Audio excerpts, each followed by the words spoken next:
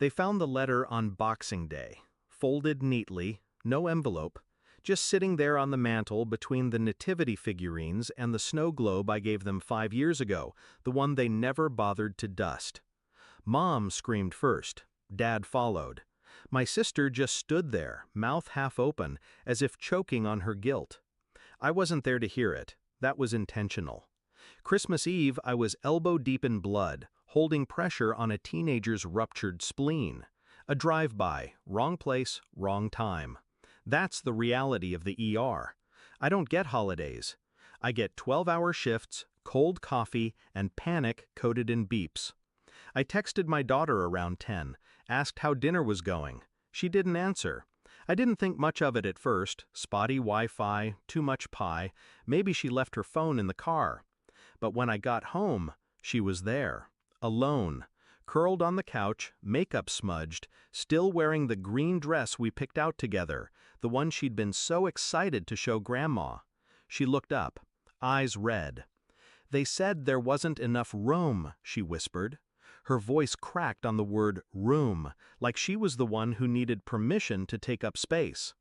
I made her tea, sat beside her, didn't ask questions she shouldn't have to answer.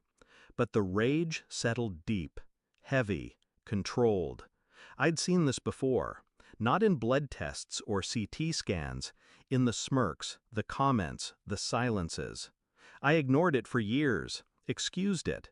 When I had her at 19, they said I ruined my life, said I was selfish, said she was a mistake I'd regret. But I didn't.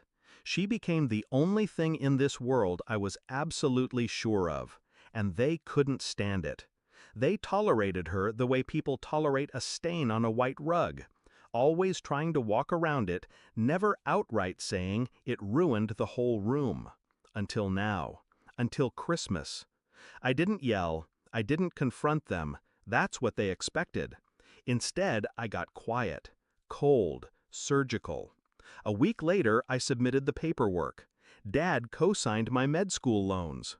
It was the only real support he ever gave, and he lorded it over me like a leash. The deal was, if I defaulted, the house, their house, was collateral. What they didn't realize was that I refinanced and paid off every cent last year, quietly, which meant the lien release they never bothered to read, it freed me and bound them. I'd also been funding their emergencies, property tax, roof repair, mom's dental surgery, all through my private account, traced, documented, recategorized as loans. No more gifts, just debts. And my sister? She was counting on me to co-sign her kids' tuition. I signed something all right, just not what she thought.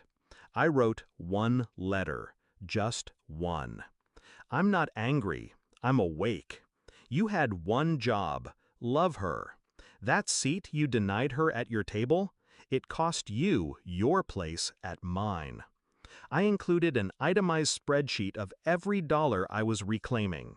I gave them 90 days. No contact, no pleading, just terms. Christmas Day, I made pancakes with my daughter. We stayed in pajamas, watched Die Hard, opened gifts we bought each other with inside jokes and whispered guesses. She didn't know what I was doing behind the scenes. She didn't need to. She just needed to be a kid again, not someone begging for a seat from people who never saw her as worthy. When word spread, the phone calls started. Voicemails stacked like bodies. "How could you do this to us? Don't punish your family over a misunderstanding. Think of your father's blood pressure." Not once did they say her name. Not once did they apologize. They thought they could guilt me into undoing it. That I was still that scared teenage girl they once cornered in the kitchen, waving college brochures like ultimatums. But I'm not that girl anymore. I cut people for a living. Arteries, tumors, abscesses, and sometimes family. Clean, precise, necessary. On the 91st day, I received a check. It wasn't the full amount, but it was enough. Enough to prove they understood this wasn't a bluff. It was a boundary. They bought silence, not forgiveness. Now, holidays are just us. 2 forks, 2 mugs, 1 small table we fill with laughter and stories and burnt cookies. There's always room. I don't miss them. I miss the illusion that they were something worth missing. But illusions don't keep you warm when the world turns cold. She does. And that's enough.